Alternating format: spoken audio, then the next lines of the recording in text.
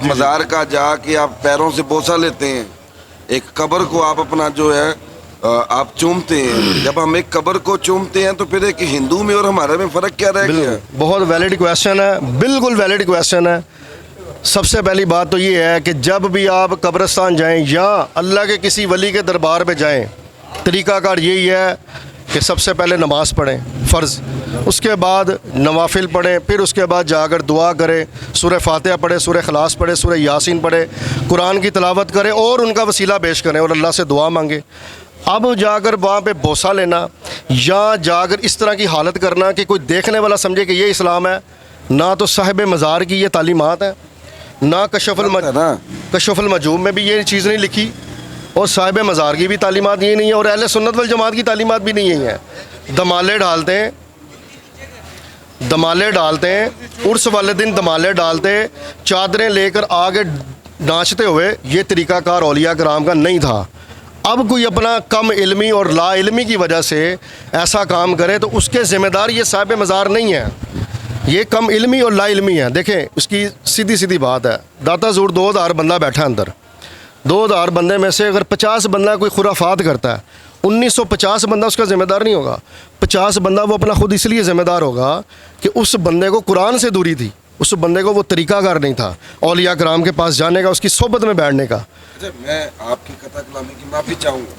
آپ کہہ رہے ہیں کہ کسی اللہ کے ولی کے مزار پر جائیں تو پہلے جا کر نماز پڑھیں, جبکہ نماز کا حکم تو مسجد میں دیا گیا. سب اللہ کے ولی کی بارگاہ میں سب سے پہلے بنی بھی تو مسجد ہی ہوئی ہے نا. تو مسجد یہ نہیں ہے کہ اب جس کا ظاہری بات ہے کوئی مسافر آیا دور سے, اس کو نماز قصر کا حکم ہے تو وہ نماز قصر بھی ادا کرے. اس نماز جو جس جگہ پر نماز ادا کی جا رہی ہے, کیا وہ قیامت والے دن وہ جگہ گواہی نہیں بنے گی؟ جب ہمارے ہاتھ منہ پاؤں سب کچھ بند کر دیا جائے گا قیامت والے دن, پھر یہ اذا نہیں بولیں گے, پھر یہ جگہ بولے گی. اچھا, اب ان مزاروں پہ عورتیں آتی ہیں اور باپ پردہ بھی آتی ہے اور بے پردہ بھی آتی ہے. بالکل. آپ باپ پردہ ہو تب بھی آپ کا جسم نظر آ رہا ہوتا ہے, آپ بے پردہ ہوں تو تب تو نعوذ باللہ اخیری ہو جاتی ہے. لوگ دیکھتے ہیں, کمنٹس کرتے ہیں, ہم دیکھ رہے ہیں داتا صاحب کے اطراف میں یہاں پر خواتین موجود ہیں. کیا یہ عمل درست ہے؟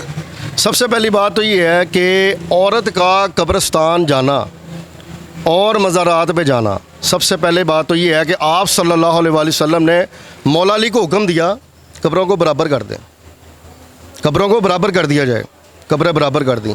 پھر آپ صلی اللہ علیہ وسلم نے حکم دیا اب قبروں کی زیارت کرو, میں تمہیں منع نہیں کرتا تاکہ تمہیں آخرت یاد رہے. کیا کیا نجدیوں نے کہ وہ ولی پہلی والی جو حکم تھا نا اس پہ عمل کر کے جنت البقیع میں بلڈوزر چلا دیا گیا. میں جس پوائنٹ پہ آؤں گا نا وہاں آپ کو پتہ چل جائے گا, چلا دیا گیا, عورتوں کا داخلہ منع کر دیا گیا.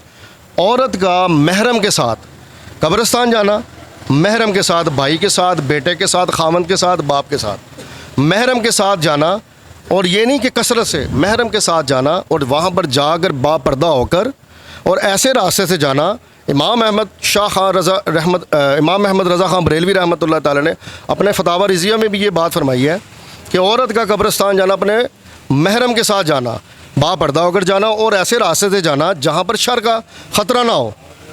راستے پہ کوئی دیکھے نہ, نہیں دیکھنا نہیں, شر کا خطرہ نہ ہو, جہاں پر چھیڑ خانی نہ ہو, بے پردگی. اب جائیں اور جا کر وہاں پر دعا کریں. اور اس لیے منع کیوں فرما دیا گیا, احتیاط کیوں فرما دی گئی تھی, کیونکہ عورت ہے جذباتی, جب وہ جاتی ہے تو ظاہری بات ہے روتی ہے. اور یہ حدیث مبارک ہے کہ جب عورت جا کر کسی قبر پہ روتی ہے اپنے, تو اس مردے کو تکلیف ہوتی ہے. تو اس لیے حکم دیا گیا کہ عورت اگر گھر میں رہے تو وہ بہتر ہے, گھر میں ہی صالح ثواب کر کے. نہیں جانا چاہیے محرم کے ساتھ. محرم سے مراد خاوند ہے, خاوند محرم. دیکھیں محرم کیا ہے, خاوند ہے, بیٹا ہے, بھائی ہے, یہ محرم ہے. اب یہ خالہ زاد, پپی زاد, یہ کزن وغیرہ یہ محرم نہیں آتے ہیں.